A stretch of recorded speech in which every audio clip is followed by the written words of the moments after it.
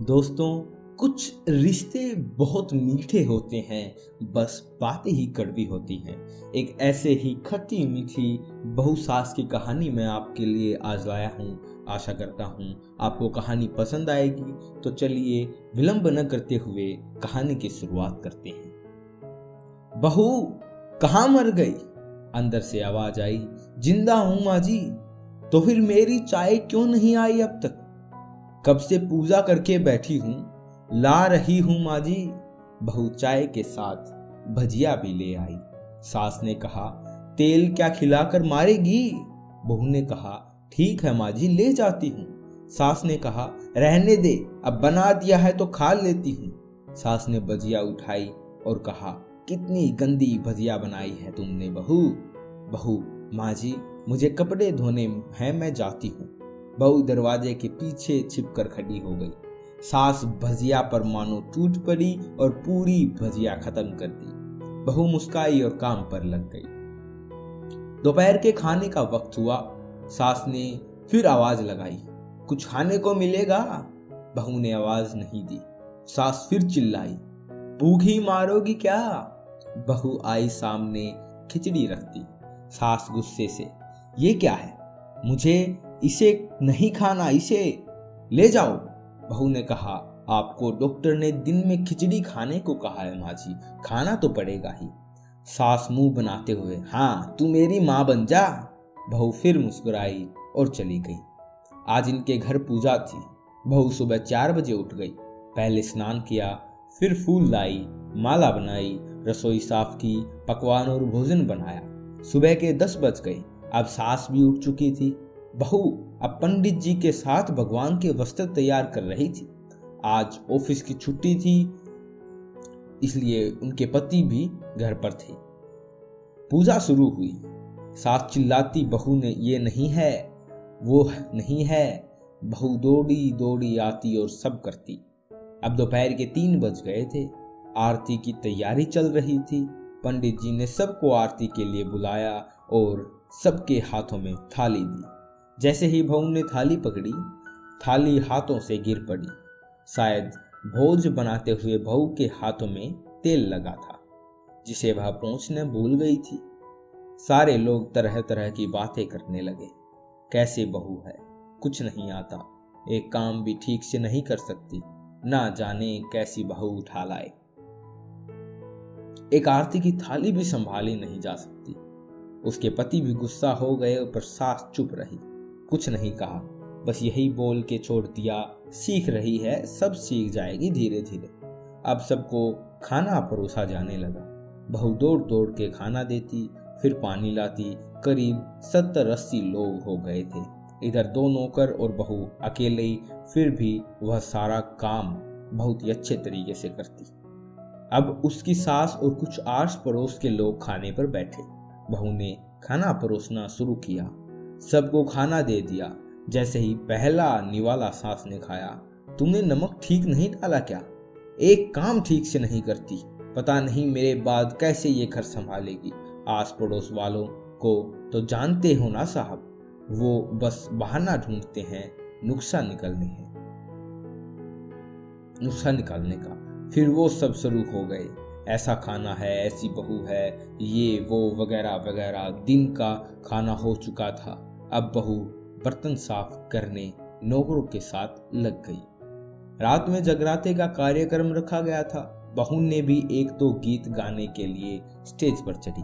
सास जोर से चिल्लाई, मेरी नाक मत काट देना, गाना नहीं आता तो मत गा, वापस आ जा। बहू मुस्कुराई और गाने लगी। सबने उसके गाने की तारीफ की, पर सास मुंह फुलाते हुए बोली, इससे अच्छा तो मैं गाती थी जीवनी में, मुझे तो कुछ भी नहीं आती। आखिरी में उसके पति की शराब गिर पड़ी उसके एक दोस्त पर और बोतल टूट गई। पति गुस्से में 2 झापड़ अपनी पत्नी को लगाते हुए कहता है, जाहिल कहीं की, देखकर नहीं कर सकती, तुझे इतना भी काम नहीं आता। सारे लोग देखने लगे। उसकी पत्नी रोती हुई कमरे की तरफ दौड़ी। फिर उसके दोस्तों ने कहा, क्या यार, पूरा मूड खराब कर दिया, यहाँ नहीं बुलाया होता, हम कहीं और पार्टी कर लेते। कैसी अनपढ़ गवार बीवी ला रखी है तूने, उसे तो मेहमानों की इज्जत काम करना भी नहीं आता, तुमने तो हमारी बेइज्जती कर दी। अब आस पड़ोस की औरतों को और बहाना मिल गया था। वो कहने लगी, देखो क्या कर दिया तुम्हारी बहू ने, कोई काम की नहीं है। मैं तो कहती हूँ अपने बेटे की दूसरी शादी करा दो, छुटकारा पाओ इस गवार से। सास उठी और अपने बेटे के पास जाकर उसे थप्पड़ मारा और कहा, अरे नालायक, तुमने मेरी बहू को मारा, तेरी हिम्मत कैसे हुई, तेरी टांगें तोड़ दूंगी। उसके बेटे के दोस्त कुछ कहने ही वाले थे कि उसकी माँ ने घूरते हुए कहा, चुप, बिल्कुल चुप, यहाँ दारू पीने आए हो, जबकि पता है आज पूजा है और तुम्हें पार्टी करनी है। कैसे संस्कार दिए हैं तुम्हारे माता पिता ने। और किसने मेरी बहू को जाहिल बोला, जाओ इधर से, जरा इधर आओ, चप्पल से मारूंगी अगर मेरी बहू को किसी ने शब्द भी कहा तो। अरे पापी, तूने उस लड़की को बस इसलिए मारा कि तेरी शराब टूट गई। पापी, वो बच्चे सुबह 4 बजे से उठी है, घर का सारा काम कर रही है, ना सुबह से नाश्ता किया है ना दिन का खाना खाया है, फिर भी हंसते हुए सबकी बात सुनते हुए ताने सुनते हुए घर के काम में लगी रही। तेरे यार दोस्तों को वो अच्छी नहीं लगी, जूते से मारूंगी तेरे यार दोस्तों को जो भी कभी उन्होंने कैसा कहा। उसके यार दोस्त चुपके से खिसक ली। अब सास बहू के कमरे में गई और बहू का हाथ पकड़कर बाहर लाई। सबके सामने कहने लगी, किसने कहा था अपनी बहू को घर से निकाल के दूसरी बहू ले आओ, जरा सामने आओ। कोई सामने नहीं आया। फिर सास ने कहा, तुम जानते हो क्या इस लड़की के बारे में, ये मेरी माँ भी है बेटी भी है। माँ इसलिए मुझे गलत काम करने पर डांटती है और बेटी इसलिए कभी कभी मेरी दिल की भावनाएं समझ जाती है। मेरी दिन रात सेवा करती है, मेरे 1000 ताने सुनती है, पर एक शब्द भी गलत नहीं कहती, ना सामने ना पीठ पीछे। और तुम कहते हो दूसरी बहू ले आऊं, याद है ना छुटकी की दीदी, अपनी बहू की करतूत। सास ने गुस्से से पड़ोस की महिला को कहा, अभी पिछले ही हफ्ते तुम मियाँ बीबी भूखे छोड़ घूमने चले गए थे। मेरी इसी बहू ने 7 दिन तक तुम्हारे घर पर खाना पीना, यहाँ तक कि तुम्हारे पैर दबाने जाती थी, और तुम जाहिल बोलती हो इसे। जाहिल तो तुम सब हो जो कोयले और हीरे में फर्क नहीं जानते। अगर आइंदा मेरी बहू के बारे में किसी ने एक लफ्ज भी बोला, मुझसे बुरा कोई नहीं होगा, क्योंकि ये मेरी बहू नहीं, मेरी बेटी है। बहू सिसकियां लेते हुए फिर कमरे में चली गई। सास ने एक प्लेट उठाई और भोजन परोसा, बहू के कमरे में खुद ले गई। सास को भोजन लाते देख तो बहू ने कहा, अरे माँ जी, आप क्या कर रही हो, मैं खुद ले लेती। सास ने प्यार से ताना मारते हुए कहा, डर मत, इसमें जहर नहीं है, मार नहीं डालूंगी तुझे नई सास नहीं चाहिए होगी, पर मुझे अभी भी तू मेरे घर की बहू चाहिए है। बहू ने अपनी सास को रोते हुए गले से लगा लिया। सास भी रो दी पहली बार और कहा, चल खाना खा ले। फिर मजाक करते हुए कहा, फिर मेरे पैर दबाने चले आना, और ये ख्याल मन में मत लाना कि सास पैर बोलती है, किसी दिन मैं इसका गला दबा दूंगी।